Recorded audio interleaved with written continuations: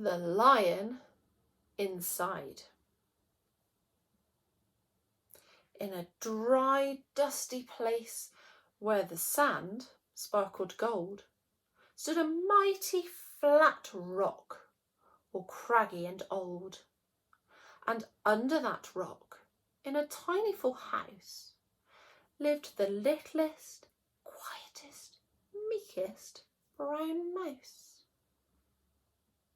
He was so very tiny, so incredibly small, that nobody noticed him ever at all. He got trod on and sat on and missed out for stuff, ignored and forgotten. Yes, mouse life was tough. Meanwhile, far above, on top of the rock, times were quite different. It was lion o'clock. This huge, toothsome creature made sure everyone saw how important he was by how loud he could roar. He was head of the pack. He was shouty and tough. He loved showing the crowd he was made of strong stuff. Yes, all were impressed by this mighty king cat. If only, thought Mouse, I could be more like that. Then, late one dark night, in his Minnie Mouse bed, the cleverest thought popped into his head. He jumped from the covers and held up a paw. I've got it, he said. What I need is a roar. I mean, what if this mouse with the weeniest squeak was a little more grrr and a little less meek? Well, he'd still be the smallest of fuzzy brown mice, but he'd make friends and join in, and life would be nice. Yes, thought the mouse, I must find out how. I will learn how to roar. I will learn it now. But, oh my gosh, there was only one beast who could teach him this thing, but might make him a feast. It was time to be strong, take a chance.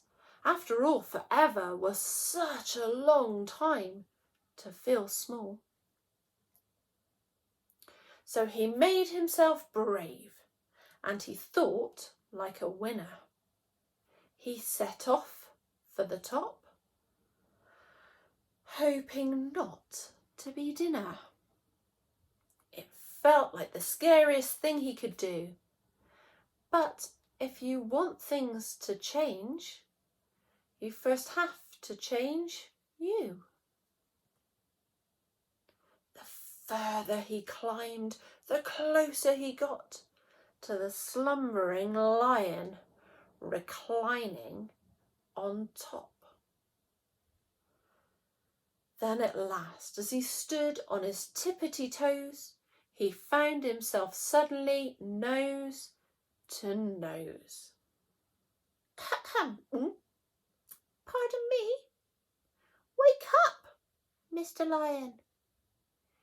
You've got company. Squeak! Mr.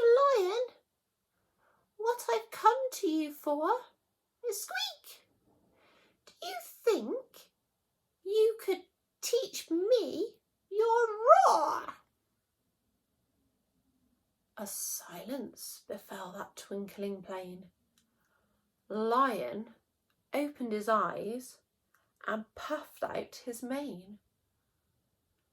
Time slowed right down. Why, it felt like a week. Then he opened his mouth and let out an eek. The lion was shaking, his paws all a fumble. He was backing away with a scrambling tumble. "Don't hurt me," he whimpered. "Oh, try to be nice." Well, my goodness, this lion was frightened of mice. "Don't worry," Mouse peeped.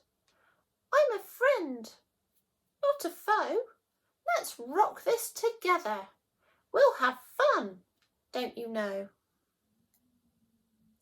That was a magical moment for sure, when Mouse didn't feel at all small anymore. He had found his true voice and learned to speak out. And for that you don't need to roar or to shout. And from that day and always the two were a pair. They both liked that rock better.